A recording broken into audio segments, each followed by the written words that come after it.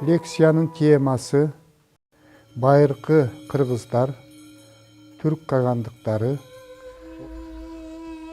Байыркы кыргыздар тарых илиминде Борбордук Азиядагы эң алгач рет тарыхта аты эскерилген эл кыргыздар экендиги азыр эл аралык алкакта белгилүү болуп калды. Кытайдын тарыхчысы Сыма Цзян өзүнүн тарихи жазмалар деген эмгегинде кыргыздарды биринчи жолу эскерет. Ал хундардын Шанюи, Моде батышка, түндүк батышка жортуул уюштуруп, өзүнө коңшу жашаган бир катар элдерди каратып алды. Алардын ичинде гянгундар, динлиндер, синлилер бар деп айткан. Тарых илиминде кытайлыктар гянгундар деп кыргыздарды атагандыгы анык такталды. Ошентип кыргыз аты биздин эрага чейинки 201 жыл менен такталган.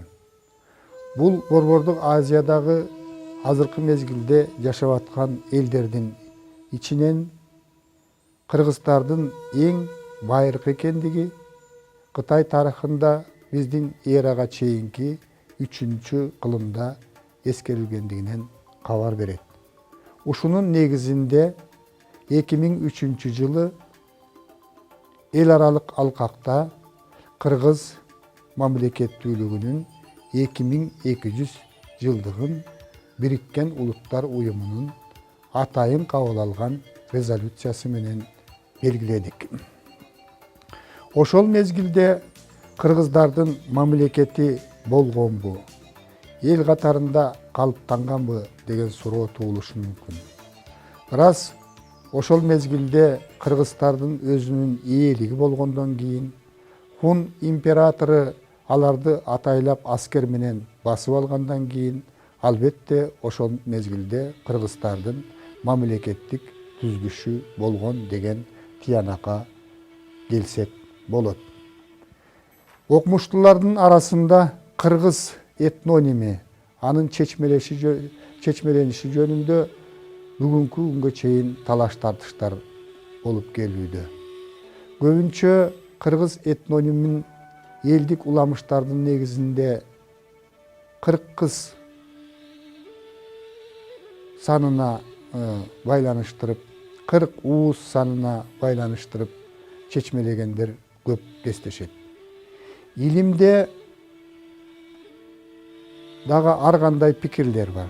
Мисалы, Радлов кыргыз деген сөз 40-100 дегенден пайда болгон деп түшүндүрөт. Ахмат Тоган 40 дегенден пайда болгон. Петров кызылдар дегенди түшүндүрөт дейт. Кононов кызыл чачтуу, көк көздүү эл дегенди түшүндүрөт. Окумуштуулардын изилдөөлөрү боюнча байыркы кыргыздар европейттик типте болгон. Ак жуумал, бойлору бийик, көздөрү көк адамдар болушкан. Алардын жүздөрү кызгылт тартып, албырып турган, чачтары кызгылт түстө болгон.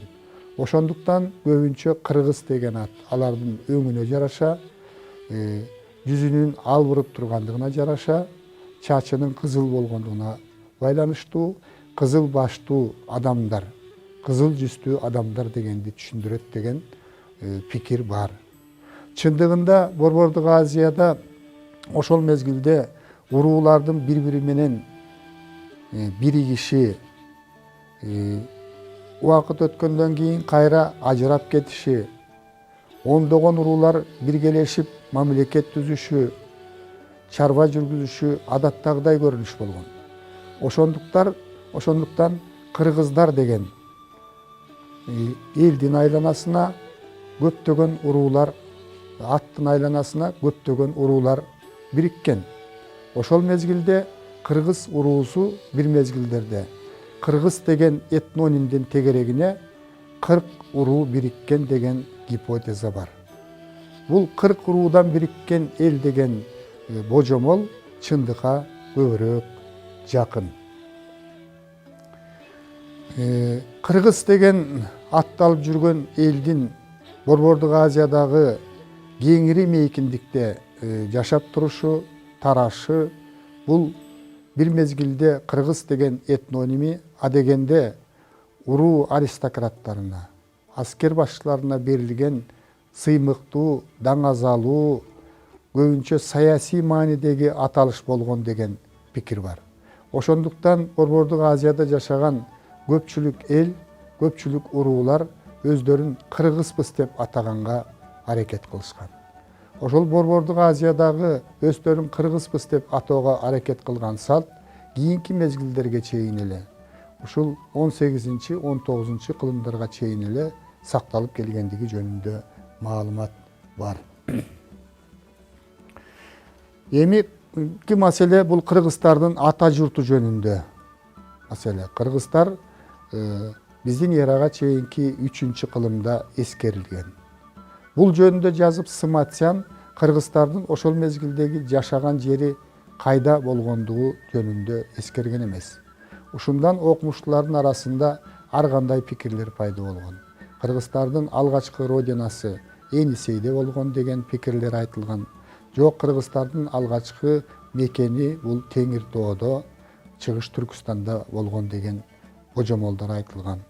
Кийинки мезгилдеги изилдөөлөр кыргыздардын эң байыркы мекени ушул Чыгыш Түркүстан, анан Чыгыш Теңир тоо экендиги илимде аныкталды.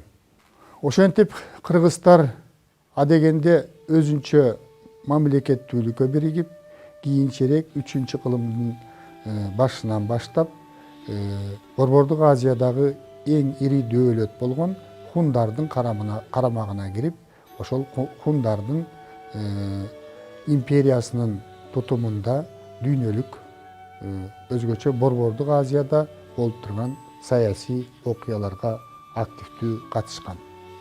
Хун империясы биздин заманга чейинки 1-кылымда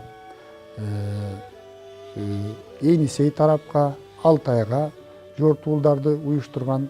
Ошондо кыргыздар хун армиясынын, анын Шанюйы Чижинин жетекчилиги астында хундар менен ошо Енисейге, Алтайга чейин барган. Экинчи ата мекенинде кыргыздар ошол биздин заманга чейинки 1-кылымында барып, ошол жерде отурукташып калган деген дагы пикирлер бар. Биздин заманга чейинки 99-жылы Кытай аскерлери хундарга кол салат. Бирок Кытай аскерлери хундардан жеңилип калып, анын кол башчысы Лилин колго түшөт. Эгерде Лилин Кытайга кайтып барса, жеңилгендиги үчүн өлүм жазасына тартылмак. Ошондуктан бул таланттуу аскер башчы хундарга кызмат өтөөгө макул болот. Хундардын Шанюйы Лилиндин сунушун кабыл алып, аны ага өзүнүн кызын аялдыкка берип, Енисейлик кыргыздарды башкарууга жөнөткөн. Ошол Енисейлик кыргыздарды өнүгүшүнө өбөлгө болгон белгилүү журт башчылары, кагандар, Улуу Кыргыз дөөлөтүн негиздеген кол башчы Каган ошол Лилиндин урпактары болгон деген дагы маалымат бар. Илимде ошол мезгилдеги саясий окуялардан улам кыргыздын ооз-эки чыгармачылыгы, дастан жаратуу өнөрү өнүгүп, Манас эпосунун алгачкы варианттары ошол доордо биздин эрага чейинки жана биздин эранын башындагы ошол саясий окуяларды чагылдырган Манас эпосу жарала баштаган деген дагы пикир бар. Лилин ошол кытайлык ханзада Алмамбеттин образын түскөн деген дагы окумуштуулардын пикири бар.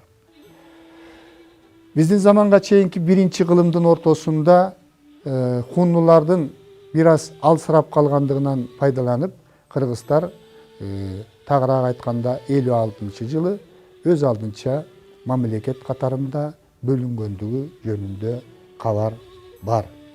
Бангу Кытайдын байыркы тарыхчысы кыргыздардын бул мамлекетин кыргызго которуп айтканда кыргыз падышачылыгы деп атаган. Кылымдын биздин эранын башындагы 1-5 кылымдарда кыргыздар ушул негизинен түрк элдери менен аралашып, азыркы мекенинде Чыгыш Теңир тоодо Түркістанда жашап тургандыгы жөнүндө үзүл-кезил маалыматтар бар. Андан кийин 5-кылымдан кийин кыргыздардын негизги өнүгүүсү Енисей тарапта болгон. Бул жөнүндө өзүнчө кеп кылабыз. Биздин замандын 6-кылымынын ортосунан 12-кылымдын 1-чейрегине чейин Борбордук Азияда түрк доору деп аталган чоң мезгил жатат. Анткени 6-кылымдын ортосунда Борбордук Азияда түрк уруулары күчтүү өнүгө баштап, Борбордук Азияда үстөмдүк орнотууга аракет кыла баштаган. Түрктөр деген сөз Кытай тарыхнамасында 546-жыл менен эскерилет. Түрктөр деген этноним байыркы түрк тилинен которгондо күчтүү, туруктуу, түбөлүктүү дегенди түшүндүргөн. Тарыхый маалыматтар боюнча бул этноним дагы кыргыздар деген этноним сыяктуу адегенде аристократияга ыйгарылган. Кийин бара-бара этноска ыйгарылган аталыш болуп калган. Илимде түрктөр хундардын чөйрөсүндө 4-5 кылымдарда акырындык менен калыптанган деген пикир бар. Түрк доору жөнүндө айтканда, ушул аталган 6-кылымдын ортосунан 12-кылымдын 1-чейрегине чейин бир катар түрк мамлекеттери бирин-бири алмаштырып, бири-бири менен кээ бирлери коңшу болуп жашап келген. Биринчиси бул Улуу Түрк кагандыгы. Улуу Түрк кагандыгы өзгөчө чоң каганат болгон. Мунун негиздөөчүсү ушул Ашина уруусунан чыккан Бумын деген адам болгон. Каганат 552-жылы негизделип, 603-жылга чейин 51 жыл жашаган. Каганаттын аймагы өтө кеңири болгон. Буга Борбордук Азия, Чыгыш Түркістан, Уйгурия, кең мейкиндик, өтө чоң кеңири мейкиндик кирген. Кийинчерээк бул кагандыкка Кытай баш ийген, Иран баш ийген, Византияны каратып алган. Бул Евразиялык эң чоң мамлекеттердин бири болуп калган. Кийинчерээк ич-ара талаш тартыштардын натыйжасында бул мамлекет алсырап, 603-жылы Батыш Түрк кагандыгы жана Чыгыш Түрк кагандыгы болуп экиге бөлүнгөн. Чыгыш Түрк кагандыгынын тарыхы Енисейлик кыргыздар менен байланыштуу. Ал эми Батыш Түрк кагандыгы ушул Теңир тоодогу азыркы Кыргызстандын аймагын камтыган, ушул жердеги кыргыздардын тарыхы менен байланыштуу. Чыгыш Түрк кагандыгы 630-жылы Кытайлардын экспансиясына туш келип, Кытайлар бул мамлекетти басып алган. Бир топ жылдан кийин мамлекет 679-жылы боштондук үчүн күрөш баштап, кытайлыктардын эзүүсүнөн кутулуп, кайрадан мамлекет түзгөн. Бул экинчи түрк кагандыгы деп аталат. Экинчи түрк кагандыгы дагы мурдакы улуу түрк каганын негиздеген Бумын, Истеми кагандардын жолун жолдоп, ошол улуу түрк кагандыгын ооматын кайрадан кайтарууга аракет кылган. Бирок 744-жылы карлуктар менен уйгурлардын кол салуусунан талкаланып, ошол чыгыш түрк кагандыгынын аймагында жаңы дөөлөт уйгурлардын кагандыгы түзүлгөн. Ал эми батыш түрк кагандыгы 603-жылдан 704 жылга чейин жашаган. Батыш түрк кагандыгына чыгыш Түркүстан, Орта Азиянын дыйканчылыкка ылайыктуу жерлери, Арал деңизинин айланасы, Түндүк Кавказ, анан Талас жергеси кирген. Бул батыш түрк кагандыгынын борбору адегенде Таластагы Миң Булак деген шаар болгон. Кийинчерээк бул каганаттын борбору Суяб шаарына, Токмоктун жанындагы, азыркы Токмоктун жанындагы Суяб шаарына которулган. 7-кылымдын ортосунда Кытайдагы Таң династиясы бул батыш түрк кагандыгы ушул Улуу Жибек жолунун артериясында жайгашкандыктан ушул мамлекетти басып алууга аракет кылган. 656-жылы салгылашуу Иле дарыясынын боюнда болуп, бул салгылашууда Кытайлар жеңишке жетишкен. Ошентип батыш түрк кагандыгы негизинен ушул салгылашуудан кийин 656-жылдагы салгылашуудан кийин Кытайга көз каранды болуп калып, бул жерге Кытайдын наместниктери негизинен бийлик жүргүзүп, айрым бир учурларда өз алдынчалыкка ээ болуп, бирок акыры 704-жылы батыш түрк кагандыгы жоюлган. Анын ордуна түрк мамлекеттеринин кезектегиси, эзеп менен алып отурсак, 4-түрк мамлекети бул Түргөш кагандыгы түзүлгөн. Түргөш кагандыгы 704-жылдан 766 жылга чейин жашаган, негизинен батыш түрк кагандыгынын территориясында орун алган. Түргөштөр дагы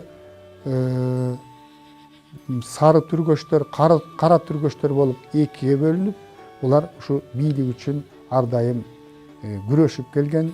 Бул мамлекеттин борбору дагы Суяб шаары болгон. Сырдарыядан Иртышка чейинки жерлерди ээлеп турган. Өз мамлекетин булар 20 округга бөлгөн. Ар бир округ 7000ден аскер берүүгө милдеттүү болгон. Ошондо мамлекеттин аскер күчтөрү бир топ чоң болгон. Түргөштөрдүн душмандары да көп болгон. Түргөштөргө Таң империясы, чыгыш түрктөрү, араб баскынчылары көз артып, булардын жерин каратып алууга аракет кылган. Ушундан улам түргөштөр өзүнө коңшу мамлекеттер менен мамиле түзүүгө аракет кылган. Натыйжада Кытай менен, Енисейлик кыргыздар менен, Теңир тоодогу уруулар менен мамиле түзгөн.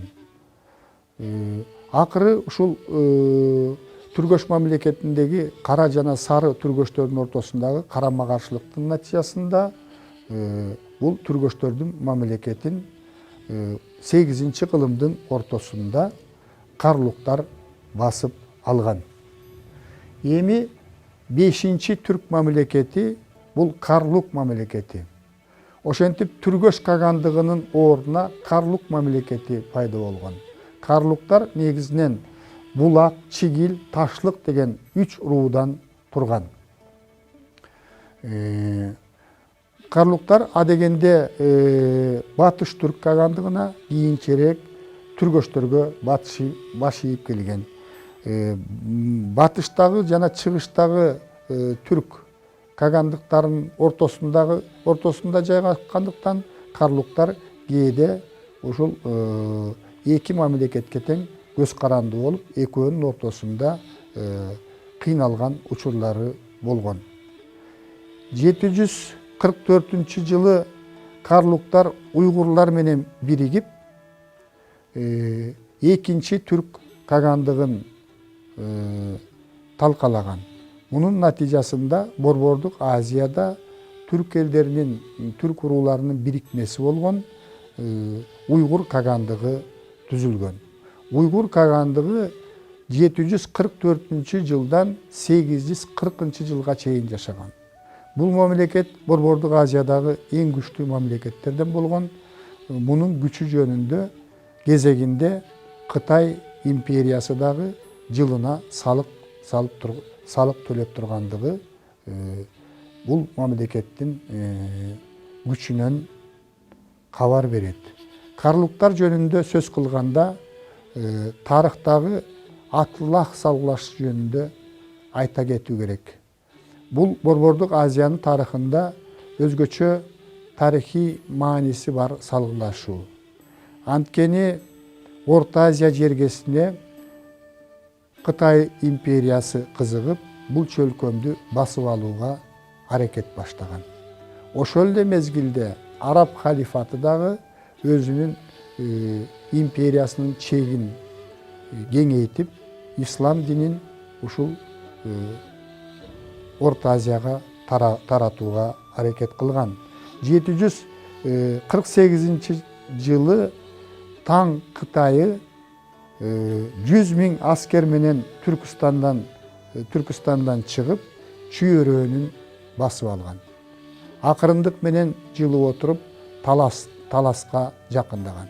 Ушул мезгилде араб халифатынын 100 000 аскери дагы кытайлыктардын алдын тозуу үчүн аларды тороп чыккан. Эки армия Талас суусунун боюнда кездешет.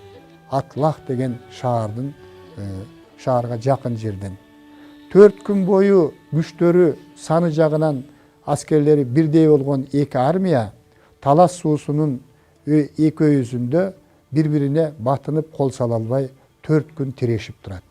Ушундай мезгилде Карлук элинин мамлекетинин жетекчилери, Карлук эли, ошол Карлук мамлекетинде жашаган башка түрк элдери, анын ичинен кыргыздар дагы келечек үчүн эгерде Кытай басып алса, эмне болорун түшүнгөн. Ошондуктан атчан Карлук аскерлери кытайлыктардын артынан күтүүсүздөн чагылгандай тез чабуул койгон. Алагды болуп калган мезгилде алдыда турган араб аскерлери дагы чабуул көтүп, бул салгылашууда кытайлыктардын 80 000 аскери кырылып, 20 000 колго түшкөн. Ушундан кийин Кытай империясы Орто Азияга 1000 жыл бою катылып келген эмес. Ошондуктан бул атлах салгылашуусу, андагы карлуктардын чечүүчү чабуулу тарыхта белгилей кете турган окуя.